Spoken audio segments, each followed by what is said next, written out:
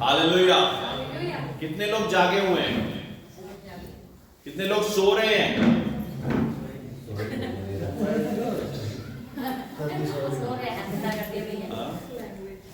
तो जो सोए हैं उनको आसपास का व्यक्ति कोई बोले परमेश्वर आपसे बहुत प्रेम करता है, हाथ मिला कर परमेश्वर आपसे बहुत प्रेम करता है।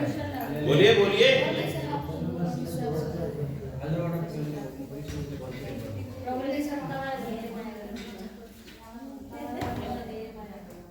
हालेलुया।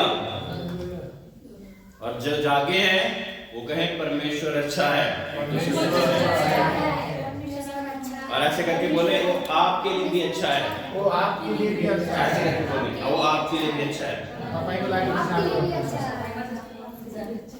हालेलुया। हालेलुया। सो हम प्रार्थना का ही विषय आगे बढ़ाएंगे। हालेलुया। आज हम सीखने जा रहे हैं एक और परमेश्वर का महान प्रार्थना का योद्धा जिसका नाम था डैनियल। क्या नाम था? दानियल। दानियल की प्रार्थना, है ना? तो डैनियल की प्रार्थना, डैनियल की पुस्तक में 9 अध्याय में जाके डैनियल की प्रार्थना के बारे में कुछ बातें लिखी हुई हैं। हालेलुया। किसकी प्रार्थना है? याद रखेंगे सभी लोग, ठीक है?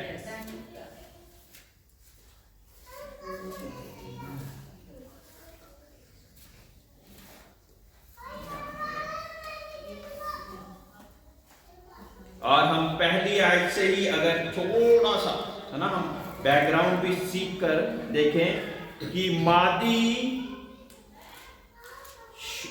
श्रेष्ठ का पुत्र दारा जो कसादिया के देश पर राजा ठहराया गया था, उसके राज्य के पहले वर्ष में मुझे डैनियल ने शास्त्र के द्वारा समझ लिया कि यरूशलेम की उजड़ी हुई दशा यहोवा के उस वचन के अनुसार जो यिर्मयाह नबी के पास पहुंचा था कुछ वर्षों के बीतने पर अर्थात 70 वर्ष के बाद पूरी हो जाएगी। हालेलुया।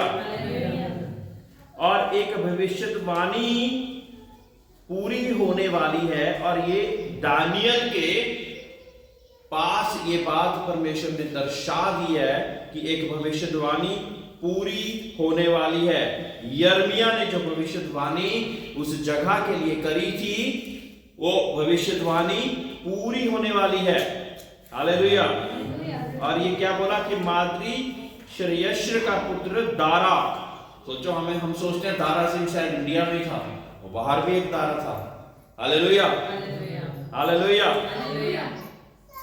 तीसरी है, तब मैं अपना मुख परमेश्वर की ओर करके गिड़गिड़ाहट के साथ प्रार्थना करने लगा और उपवास कर टाट पहनकर राख में बैठकर वरदान मांगने लगा। कैसे प्रार्थना कर रहा है ये? हालेलुया। सबसे पहले गिड़गिड़ा के प्रार्थना कर रहा है। कैसे कर रहा है? किसके सामने? दुनिया के सामने।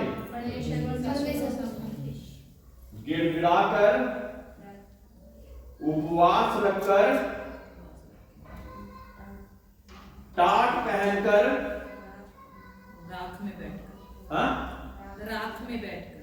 और राख में बैठा है। राख या ऐश। राख में। यस।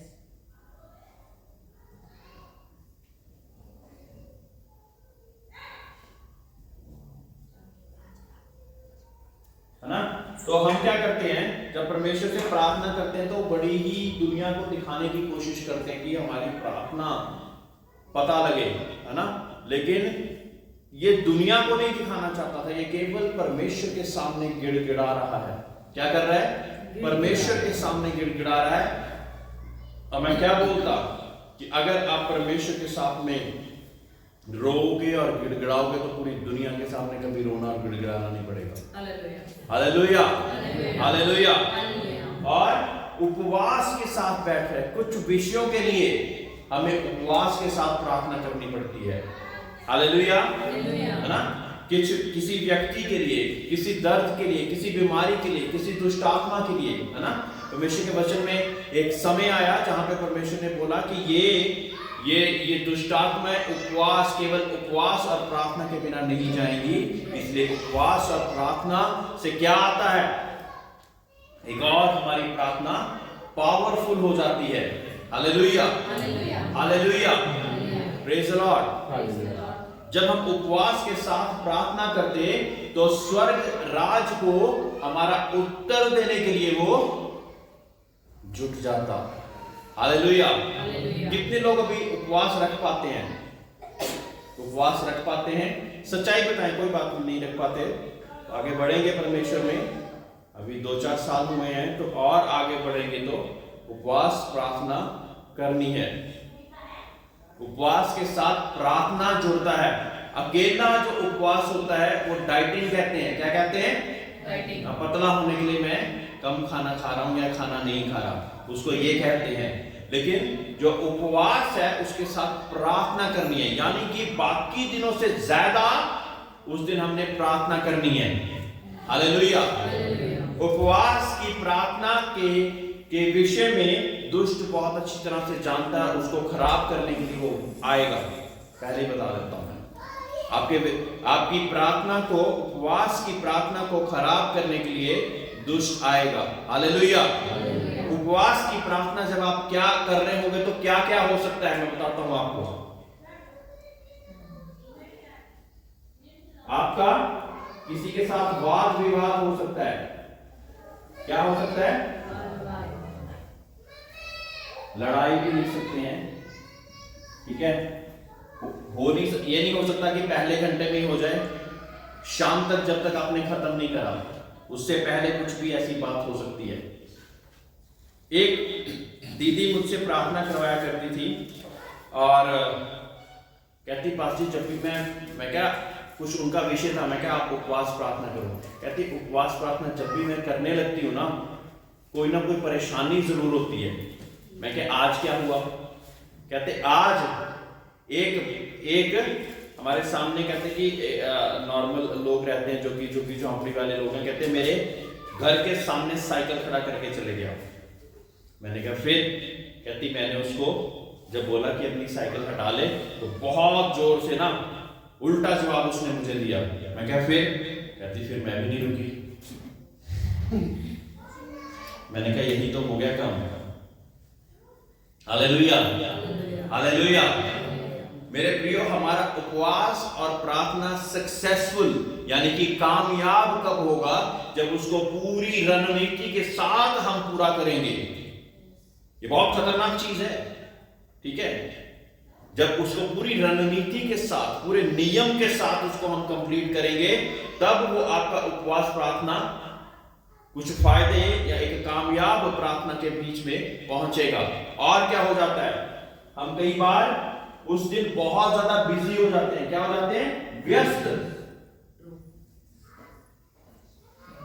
बहुत ज्यादा व्यस्त हो जाते हैं और हम परमेश्वर को कहने लगते हैं कि उपवास तो रखा है ना, मुझे बाइबल पढ़ने का टाइम नहीं मिला तो क्या हुआ, प्रार्थना करने का टाइम नहीं मिला तो क्या हुआ। अब ये परमेश्वर नहीं कर रहा है, ये आपकी प्रार्थना के साथ जो पावर परमेश्वर के पास से रिलीज होनी है उसको रोकने के लिए कोई कर रहा है। इस बात को समझिए ध्यान से। हालेलुया। हमारे मुख से कोई ऐसा शब्द निकल जाए कि जो परमेश्वर को नहीं पसंद, ताकि जो वो पावर वहां से रिलीज होनी है उपवास प्रार्थना के साथ वो ना हो पाए। Hallelujah, hallelujah. पहली बात सीखी हमने, वाद विवाद या कोई लड़ाई हो सकती है। दूसरी बात, हम बहुत ज्यादा व्यस्त हो जाएंगे, ठीक है। तीसरी बात, हमारे मुख से कोई ऐसा शब्द,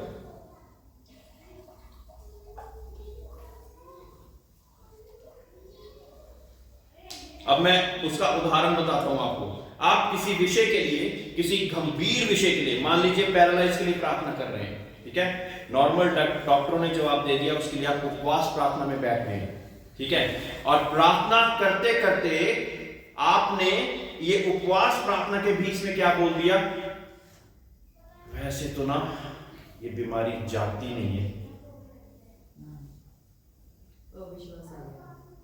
क्या डिक्लेरेशन कर दिया आपने वहां पे?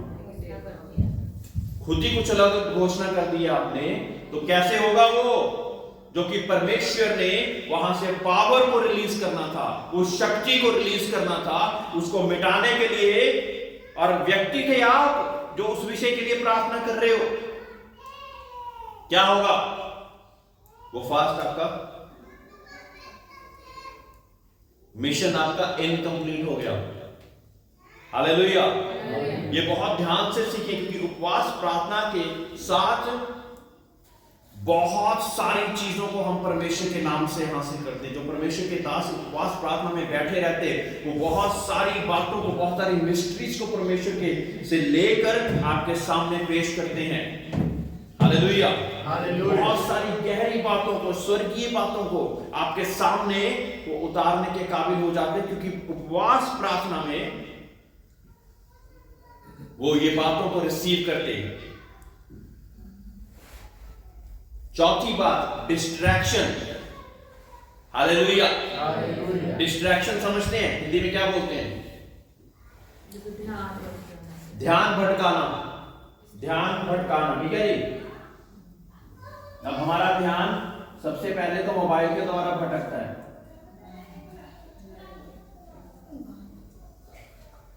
कर प्रार्थना रहे हैं और एकदम से ख्याल आ रहा है मेरे मोबाइल पे कोई कॉल तो नहीं आई, देख लूं। परमेश्वर कहता है पहले कॉल ही देख ले तू, तेरा उत्तर मैं बाद में दूंगा। हालेलुया। जब हम उपवास प्रार्थना करें, कोशिश करें अपने मोबाइल को उस पे भी नहीं, साइलेंट पे भी नहीं, एयरप्लेन मोड पे या बिल्कुल बंद कर दें। हालेलुया। जब हम परमेश्वर की जो धीमी आवाज है, अगर उसको सुनना चाहते हैं, उसके उत्तर को अगर सुनना चाहते हैं, तो ये दुनिया की चीजें दूर करनी पड़ेगी। परमेश्वर का वचन कहता है एक रूम को बंद कर, जब तू प्रार्थना करे तो एक रूम को दरवाजा लगा ले, एक कमरे को दरवाजा लगाकर बिना किसी डिस्ट्रैक्शन के वहां पे प्रार्थना कर। जो गुप्त में तू प्रार्थना कर रहा है, परमेश्वर उसको ओपनली फिर ब्लेस करेगा। हालेलुया। हालेलुया। बोलो, मेरी गुप्त की प्रार्थना परमेश्वर सारे जहान के सामने प्रकट करेगा फिर, है ना? उसके द्वारा जो उत्तर आएगा, उसके द्वारा जो आशीष आएगी, वो सारा संसार देखेगा, है ना? तो वो गुप्त में प्रार्थना, कमरा बंद करके, है ना, फिर हमने उसको प्रार्थना को परमेश्वर के सामने लेकर जाना है और फिर परमेश्वर की आवाज सुनने की कोशिश करनी है।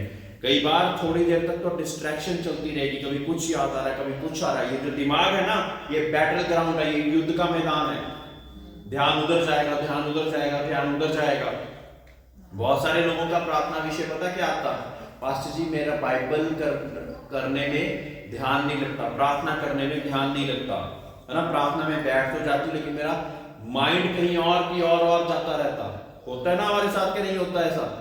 कर प्रार्थना रहे हैं, और जब एकाग्र मन हो जाएगा, तब हम अपने आप को बिल्कुल शांत, दुनिया की चीजों से शांत कर लेंगे, तब हम परमेश्वर की वाणी को, परमेश्वर के कलाम को सुन पाएंगे।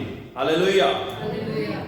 इस बात को हम जरूर याद रखें कि फास्टिंग प्रेयर में क्या चीजें होती हैं। ठीक है जी, ध्यान रखेंगे, है ना? अगली बार भी याद रखना, है ना? चौथी है, मैंने अपने परमेश्वर यहोवा से इस प्रकार प्रार्थना की और पाप का अंगीकार किया, हे प्रभु, तू महान और भय योग्य परमेश्वर है, जो अपने प्रेम रखने और आज्ञा मानने वालों के साथ अपनी वाचा को पूरा करता है और करुणा करता है। हम लोगों ने तो पाप, कुटिलता, दुष्टता और बलवा किया है और तेरी आज्ञाओं और नियमों को तोड़ दिया है। हालेलुया। सबसे पहले परमेश्वर के सिंहासन से पहुंचने से पहले आपको परमेश्वर से इन सारी चीजों की माफी मांगनी पड़ती है। दानियल परमेश्वर का इतना बड़ा जन होकर वो भी क्या कह रहा है? एक देश के लिए जब प्रार्थना कर रहा है, एक खास विषय के लिए जब प्रार्थना कर रहा है, तो वो सारी चीजों को गिनवा रहा है कि हमने बलवा किया, हमने पाप किया तेरे सामने।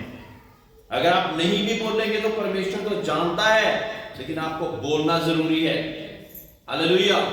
हम कई बार सोचते कि हम क्यों बोले, जब तक आप पाप का अंगीकार नहीं करोगे माफी नहीं मिलेगी, और माफी नहीं मिलेगी तो परमेश्वर के सिंहासन में हम पापी रूप में नहीं पहुंच सकते। ये बिल्कुल क्लियर बात है। जब परमेश्वर ने आपके लिए रास्ता खोल दिया कि प्रभु यीशु मसीह के नाम से जब हम अपने पापों की माफी मांगते हैं तो परमेश्वर माफ करने में धनी है। हम चर्च आते रहे और अपने जीवन में से वो चीज को ना हटाएं जो परमेश्वर को नहीं पसंद, और फिर हम प्रार्थना करते रहे तो हमारी प्रार्थना 100% सुनी जाएगी, है ना? सुनी जाएगी क्या? हम सारी दुनिया को बेवकूफ बना सकते हैं, परमेश्वर को नहीं। Hallelujah, hallelujah. जो आपके अंदर वो बसी हुई चीज है वो परमेश्वर जानता है। जो आपने छुपे से छुपे हुए जगह पर भी वो पाप किया है वो परमेश्वर जानता है। इसीलिए परमेश्वर के जो दास कहिए वारना उत्तर पाने के लिए सबसे पहले कहते परमेश्वर मुझे बता, मुझे याद तो दिलवा, कौन सी ऐसी बात होगी जिस वजह से जैसे तुम इससे पहले बात किया करता था अब नहीं कर रहा। और परमेश्वर फिर जब ऐसे गिड़गिड़ा के प्रार्थना करते हैं परमेश्वर उनको बताता है और वो फिर एकदम से उस चीज को बदलते हैं और फिर उसी रीति से परमेश्वर दोबारा कार्य करना शुरू कर देता है। हालेलुया। हमारे जीवन में चंगाई, उद्धार, छुटकारा क्यों नहीं आता? क्योंकि हम उसका अंगीकार करके माफी करके परमेश्वर के सामने नहीं पहुंचना चाहते। और दुष्ट है जो कि लगातार हमारे लिए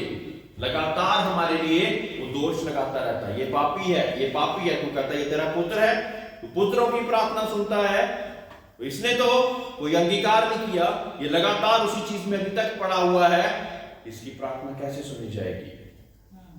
hallelujah, hallelujah.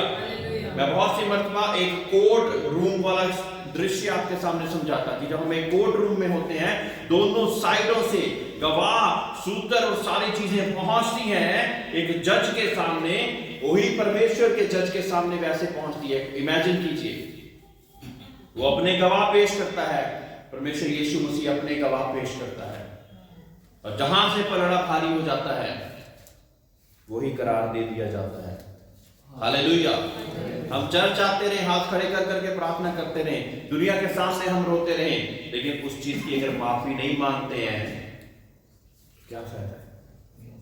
Hallelujah, hallelujah, hallelujah, है ना?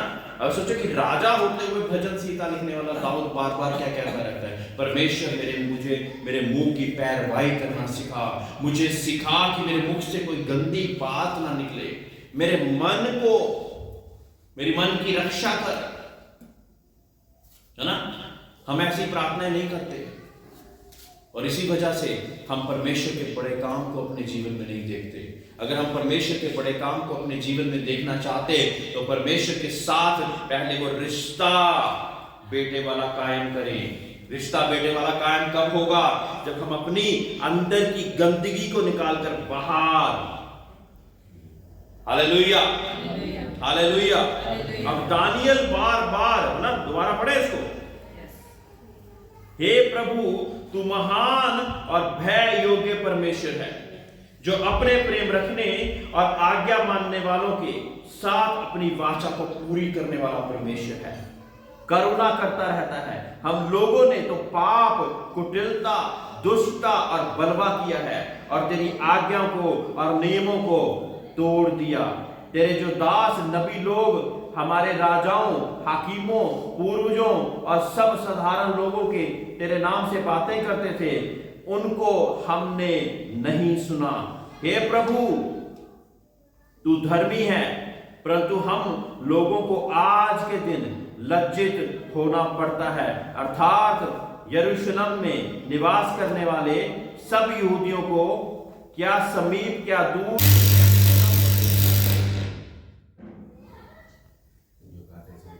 इजरायली लोगों को जिन्हें तूने उस विश्वासघात के कारण जो उन्होंने तेरे साथ किया था देश देश में तितर बितर कर दिया है, उन सभी को लज्जित होना पड़ता है।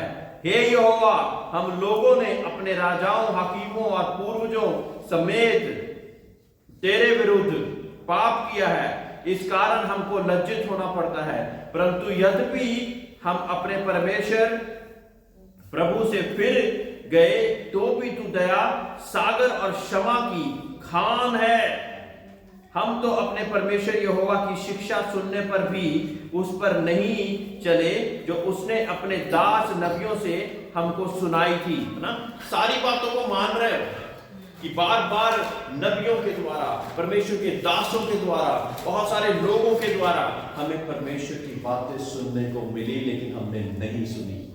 इस बात को मान रहा है वो, इस बात का अंगीकार कर रहा है। अंगीकार करेंगे तो माफी मिलेगी। बोलिए, अंगीकार करेंगे तो माफी मिलेगी। अपने पापों का अंगीकार करेंगे और माफी मांगेंगे तो माफी मिलेगी। बोलिए,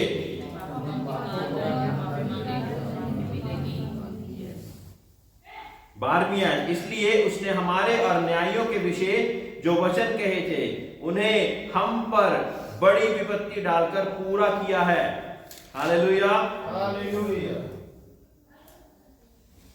और ये बहुत जबरदस्त प्रार्थना है, बहुत जबरदस्त प्रार्थना है।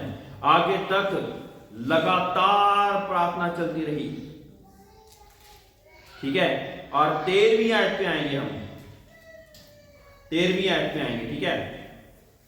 उसमें क्या लिखा है? पीछे सारी दानियल की प्रार्थना है और 21 दिन तक दानियल प्रार्थना करता रहा ये सारे विषयों को ले लेकर। कितने दिन तक? दानियल ने प्रार्थना कितने दिन करी? 21 दिन,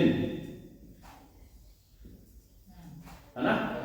और कई विषयों के लिए हमें प्रार्थना तब तक करते रहना पड़ता है जब तक परमेश्वर हमें उत्तर ना दे दे। हालेलुया। अब 13वीं आयत में यह बताया गया है कि वो 21 दिन तक क्यों प्रार्थना करनी पड़ी। फारस के राज्य का प्रधान 21 दिन, 12वीं आयत से पढ़ेंगे। फिर उसने मुझसे कहा, हे दानियल मत डर, क्योंकि पहले ही दिन को जब तूने समझने बूझने के लिए मन लगाया और अपने परमेश्वर के सामने अपने को दीन किया, उसी दिन तेरे वचन सुने गए और मैं तेरे वचनों के कारण आ गया हूं। हालेलुया। फारस के राज्य का प्रधान 21 दिन तक मेरा सामना किए रहा, परंतु मिकाएल जो मुख्य प्रधानों में से है वे मेरी सहायता के लिए आया, इसलिए मैं फारस के राज्य के पास रहा। अब सोचिए कि प्रार्थना परमेश्वर उसका उत्तर देकर जब वापस भेजता है, बीच में और ताकतें हैं जो उसको रोकने की कोशिश करती है। हर एक रीजन में रामगढ़ टाउन का भी एक प्रधान होगा जो कि हमारी प्रार्थनाओं को रोकना चाहता है। वो दुष्ट की प्रधानताओं की ताकतें। हमारी जंग क्या लिखा हुआ है? मांस और लहू से नहीं है, लेकिन उन प्रधानताओं से है, उन ताकतों से है जो कि हवा में कार्य करती है। हालेलुया। अब ये जबरदस्त प्रार्थना, जबरदस्त उत्तर आने वाला था। परमेश्वर कहता कि मैंने पहले ही दिन जब तूने ये प्रार्थना गिड़गिड़ा के मेरे सामने करी, मैंने उत्तर भेज दिया था। लेकिन 21 दिन तक वो प्रार्थना क्यों नहीं पहुंची? जिस स्वर्गदूत के साथ वो प्रार्थना वो पहुंचा रहा था, उन ताकतों के साथ वो स्वर्गदूत 21 दिन तक जंग लड़ता रहा, वो उसको दानियल तक पहुंचने नहीं दे रहा था।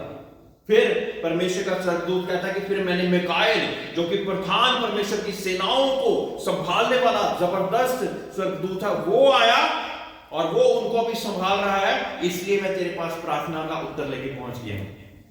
हालेलुया। और तेरे पास प्रार्थना का उत्तर देने के बाद मैंने फिर जाना है ताकि उन ताकतों के साथ उनको पराजित किया जा सके। Hallelujah, hallelujah. और हम सोचते हैं कि हमारी प्रार्थना शायद ऐसे जाती है और ऐसे फटाफट से वापस आ जाती है। मेरे प्रियो, बहुत सारी शक्तियां हैं और वो शक्तियां आप पर तब कार्य कर पाती जब हमारे जीवन में बहुत सारी गंदी बातें वो ज्यादा कार्य कर पाती हैं।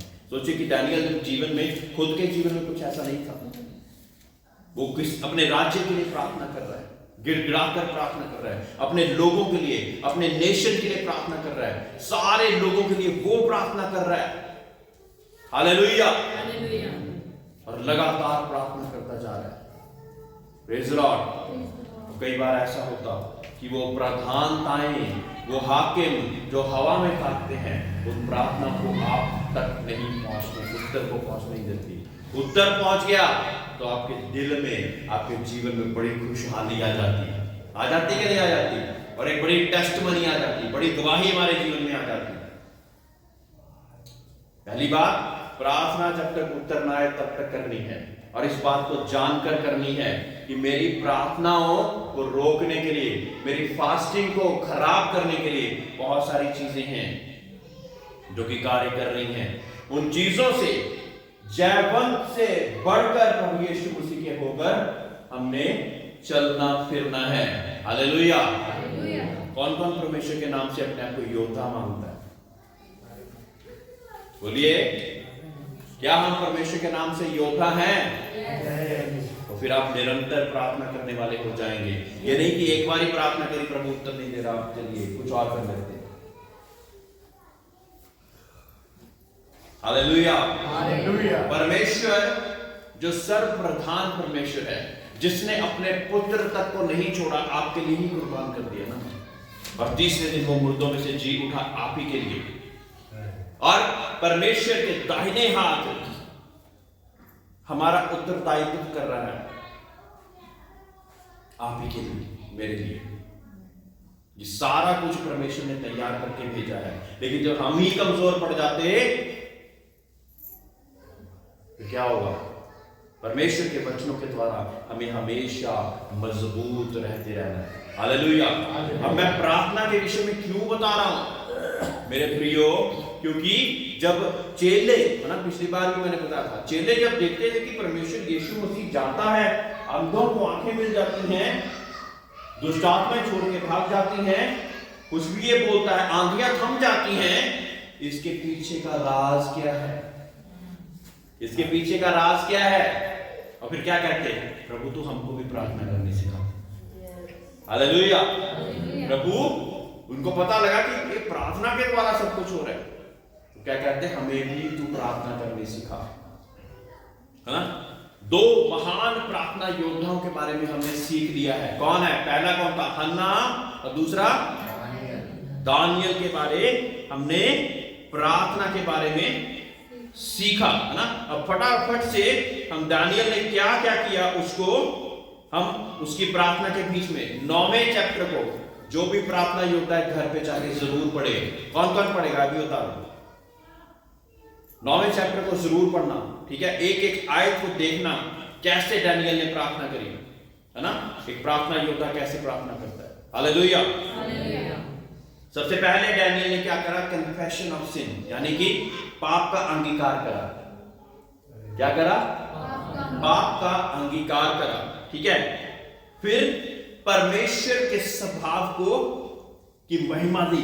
परमेश्वर तो प्रार्थना को सुनने वाला परमेश्वर है, जो तेरी आज्ञा मानते परमेश्वर, उनके जीवन में तू खुशहाली बख्शने वाला परमेश्वर है। तू हर प्रार्थना को अपने पास ले जाकर उत्तर देने वाला परमेश्वर। एक्नॉलेजमेंट ऑफ गॉड्स जस्टिस, यानी कि परमेश्वर उत्तर देने वाला, जो प्रार्थना करते हैं उनको परमेश्वर सही न्याय देने वाला परमेश्वर है, ये भी बताया। तीसरी बात ये है, ठीक है? और चौथी बात, परमेश्वर की दया के लिए उसने प्रार्थना करी। परमेश्वर को दया कर, दया कर, दया कर, दया कर, दया कर, है ना? और फिर परमेश्वर के नाम की सराहना करते हुए, टाइमिंग की भी परवाह न करते हुए, कितना समय लग गया प्रार्थना करते हुए, इसकी भी परवाह न करते हुए वो परमेश्वर के रिजल्ट की कामना करता रहा, करता रहा, करता रहा, करता रहा। मेरे प्रियो, दुष्ट ऐसे प्रार्थना योद्धाओं से डरता है जो आज हैं और कल बैंगन की तरह लौट जाएंगे। उनकी कोई परवाह नहीं है, उनको चाहे जितने मर्जी चर्चाते हो, कोई परवाह नहीं है। परमेश्वर एक निरंतर प्रार्थना करने वाले से प्रेम करता है, और जो निरंतर प्रार्थना करने वाले लोग हैं उनसे कोई डरता है। हालेलुया। कब तक हम दुष्ट आत्माओं से डरते रहेंगे? कब वो हमसे डरना शुरू करेंगे? Hallelujah, hallelujah, hallelujah.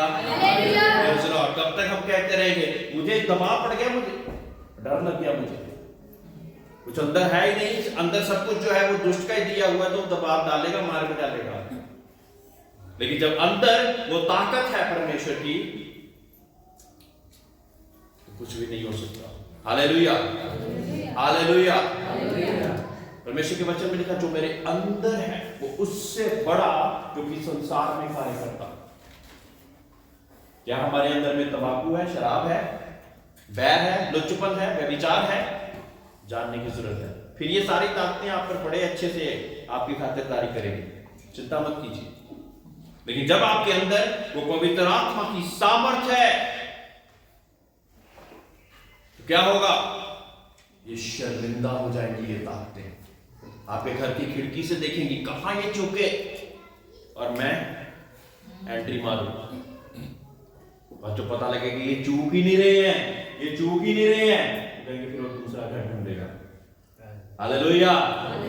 परमेश्वर के नाम से दुष्ट और उसकी ताकतों को दूसरा घर ढूंढना पड़ जाए, जब हमें प्रार्थना में देखेंगे। Hallelujah, hallelujah. ऐसी प्रार्थना हर एक विश्वासी की हो जाए। हम विश्वासी हैं लेकिन गवाहियां नहीं है, ये ऐसे विश्वासी नहीं होते मेरे लिए, सॉरी टू से। विश्वासी हैं तो गवाहियां ना आए, ऐसा कैसे हो सकता है? इसका मतलब आप किसी भी विषय के लिए प्रार्थना नहीं कर रहे हो, बाइबल भी नहीं पढ़ रहे हो, और बाइबल पढ़ रहे हो तो बस एक किताब की तरह पढ़ रहे हो।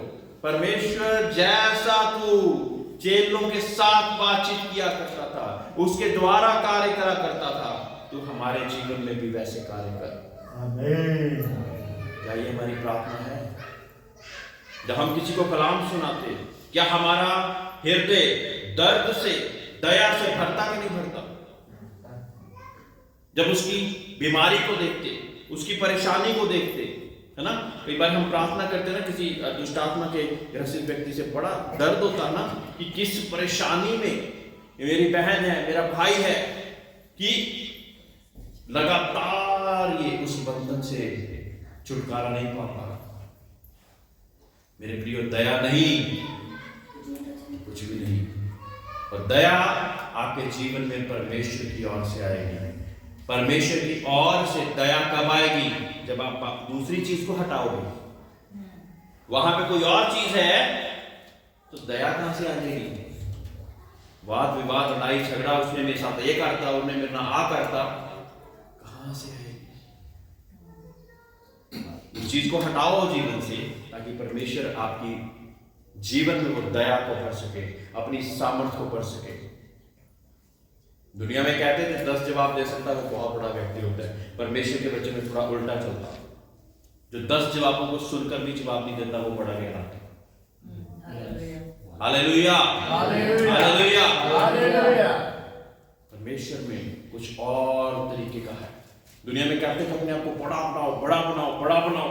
परमेश्वर का वचन क्या कहता? तू अपने आप को नम्र और दीन करेगा तो मैं तुझे ऊंचा उठाऊंगा। बिल्कुल दुनिया के नियम कानूनों से बिल्कुल उलट है। इसलिए कई बार हम जब दुनिया में जाते तो हम परेशान हो जाते। दुनिया अपने तरीके, पैसे कमाने के, दौलत कमाने के अलग अलग तरीके बताती, लेकिन हमें जब हम परमेश्वर में होते तो हमारे साथ वो तरीके मैच नहीं करते। उनके तरीके अलग हैं। परमेश्वर ने हमें अलगताई का जीवन दिया है। दुनिया में होकर दुनिया के सदृश्य ना बनो, ऐसा परमेश्वर हमसे कहता है। क्योंकि हम कौन है? हम स्वर्ग के वासी हैं।